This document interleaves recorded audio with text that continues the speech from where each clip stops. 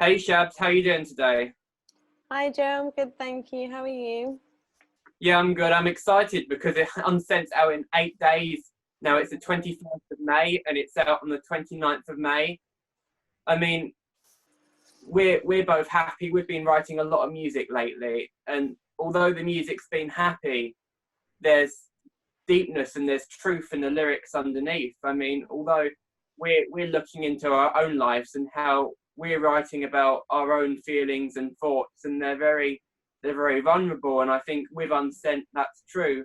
But Mm, not only are the lyrics deep and personal, but the whole vibe of the song is almost sad as well. And there's no getting away from that. And it's the first song we're releasing, and it's the most open and vulnerable because although we can make a happy sounding song and record, there's no hiding away from it. And so, what does the song mean to you? Well, when you told me that you'd written a letter to somebody and you shared that with me, it kind of just reminded me of all those times where I've not said the things that I've wanted to say to people. It's such a relatable thing. And the more people you talk to about that, the more people be like, oh yeah, I totally get that. I've been in that situation before. Um, so at the time of writing it with you, I was channeling like situations in the past where I'd not said what I wanted to say to like a loved one, in a friendship or a relationship. Um, but today marks the 6th year of my dad passing away. And knowing that we had this interview coming, it had me thinking about interpreting it in that sort of way.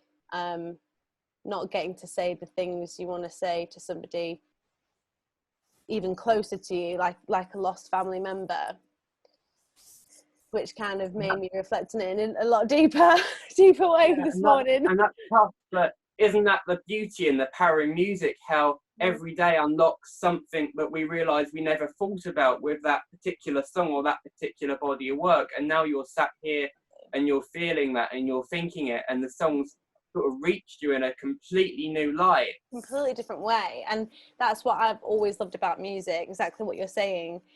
It might mean one thing to one person and it's completely different to the next person, and that's the true beauty about it. Which is why normally I'm quite skeptical about talking about the process and the meaning behind songs, because I love the idea that it can impact people in totally different ways, just like the way it did with me this Yeah, morning. It was our song, so that's a good sign, and I'm excited that, sad, but I'm excited that it made me feel that way this morning. yeah. And I think I know there's all different lyrics in there, but I was thinking this morning about I left it unsent. Why did I let it fade? And I know why did I let it fade? I'm questioning myself, and I think the reason I'm questioning myself is because I don't know why I forgot about that letter. I don't know why I never sent it, and it's almost like it was a world telling me I needed to move on in a sense and to write that, not for that person that I was going to send it to, but for me in order to heal and cope myself. Absolutely. And I think I like in music when it doesn't just address one person or one idea, and it flips between, and as also as a performer as well, it makes it so much more interesting to sing, basically, because you go on a completely, unique journey where you're feeling all sorts of different things, and you're unlocking different parts of you, and it comes out differently each time you sing it, those different parts. So the part when I sing why did I let it fade, it is to me, it's like you're saying, it's an internal dialogue, but just coming out externally for the purpose of the Yeah, song. yeah, Yeah. because we wrote it and we've discussed it.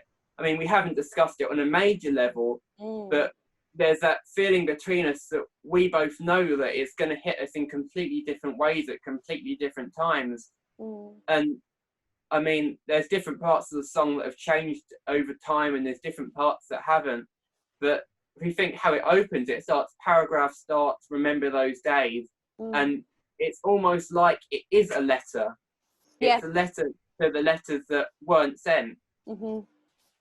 And I mean, it's going to reach and touch a lot of people now. And especially during this lockdown process, I Mm, mean, regardless of our stories, there's going to be people that can't see loved ones. and maybe can't even communicate with them how they want to.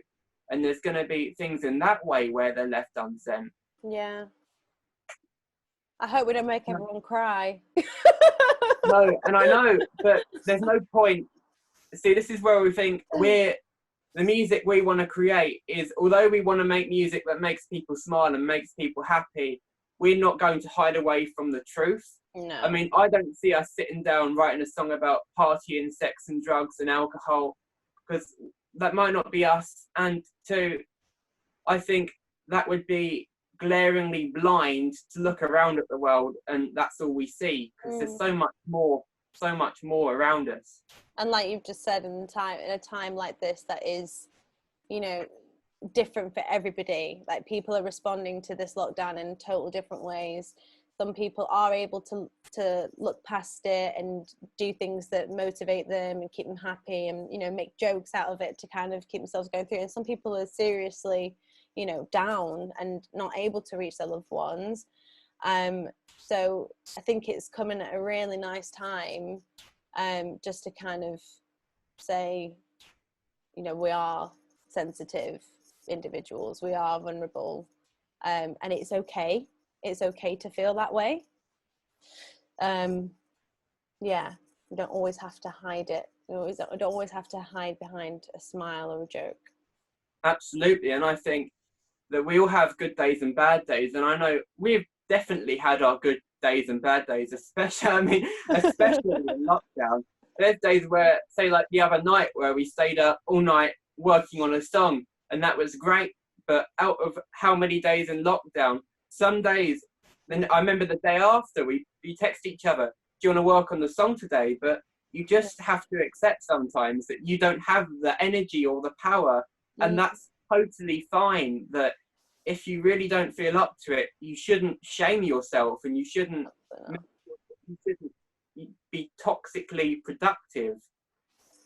Oh, I love that. Toxically productive. I mean, toxically isn't probably a word. It's a bit rich coming from a writer. But as long as we're...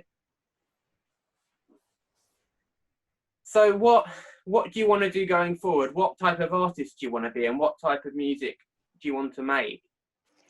To be honest with you, this is something I've struggled. That's not a word. To be honest, that's something I've struggled with as a performer for quite a while, trying to find what my sound is. And as I've gotten older, and experienced the world more and listened to a lot more music over the years, the more I just kind of want to create whatever makes me happy in that specific moment. I don't kind of want to lock myself down to one genre or one type of artist or one kind of way. And I know that so many artists are kind of going that way now. If you think of some of the greats as well, Lady Gaga, for instance, who's obviously a great idol. But like, wow, how brave is that, to think you're not going to lock yourself down to one sound? You're going to take people on this ride. You're going to be what feels natural. Exactly. And that's good, that you can be excited by music in a sense, where you wake up one morning and you think, I'm going to write a song today, but God knows what type of music and what's it going to be about. Exactly. There's your own story and identity, and the fact that you're willing to adapt and be versatile. I mean, although a song we wrote recently, I remember I stood there and I wrote this down as poetry. I wrote, standing on the tracks, watching the station, I know it's a risk, but I'm going to take it. And to me, that was all about how putting yourself out there and wanting to pursue something artistic and wanting to be versatile and put your hat into a lot of different rings and different things like that.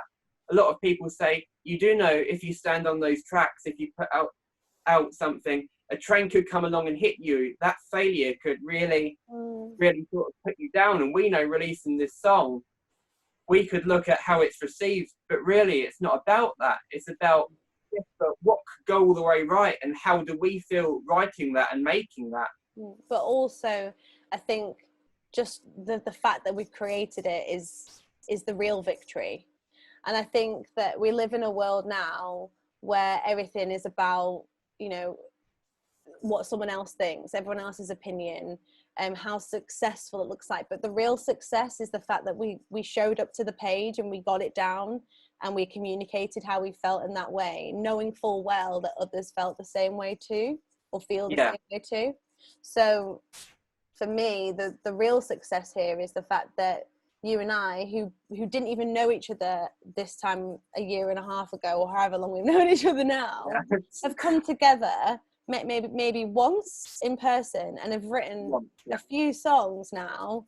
I think that's the real success here. So regardless of how it's received on the 29th, I'll still feel really, really proud of what we've both achieved. And I'm going to use that as a driving force into the next thing that we do. So wow. Yeah. And that is the truth. That is what's important to you and what's important to us. And I think that just makes what happens next all the more exciting, because if our success is based on our happiness, the kindness we're showing each other and other people around us, then really there's no room to be sad. Exactly. I don't want to be sad. I just want to be happy. And especially, you know, with this song, you can look back at what's been unsent and what's happened in the past, and you can regret it, or you can think, look, that hurt me, that's painful, but look at where I am now. I'm going forward. I know I loved everything that happened, but let me be the best person I can be going forward. And I know when I see someone going through that same thing, I'll be there to pick them up. And I know when we hear other people diving deep, or other musicians, we're going to be their biggest supporters, because we know that, especially with social media and all that stuff, we can count the likes. But really, if people want to tell us something, there's a more vulnerable human connection in the way we've communicated in order to create this music. But I think that's how we should all communicate. And I think that we should all openly support each other for being proud of something and for being vulnerable, because we didn't have to really dive in as deep as we have done to discuss this song. We can write songs. I mean, we can write songs about anything, but what's the point in that? No, it's not. It's a nice little extra to have, isn't it? Because lots of artists just release the songs and put it out there, and then and I'm not shaming that. I'm not saying that that's, you know, a bad way, or what we're doing is any better, because that would completely contradict what you've just said. But I think to be able to sit here and discuss it openly like this is a very nice extra touch that we can offer out to the world for anybody who's interested in hearing it, and anybody who's not, that's absolutely fine as well. So yeah, and that's fine. You don't have to like the song, and you can say that. It's not going to hurt us. We just want, we're just glad that we've made it, and we're proud of that. But if there was one thing that the song could do by reaching the ears of people anywhere on the planet, what one thing would you like the song to be able to do?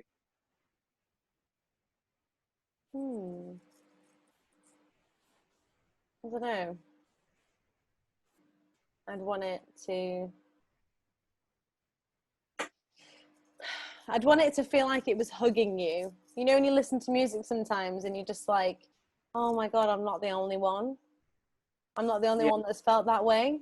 This just feels like a really nice, warm hug.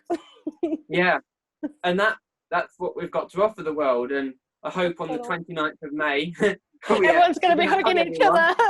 Maybe not. Maybe not, because of social distancing. But when you put those headphones in and you hear Unsent for the first time on the 29th of May, know that we would hug you. Hugging you.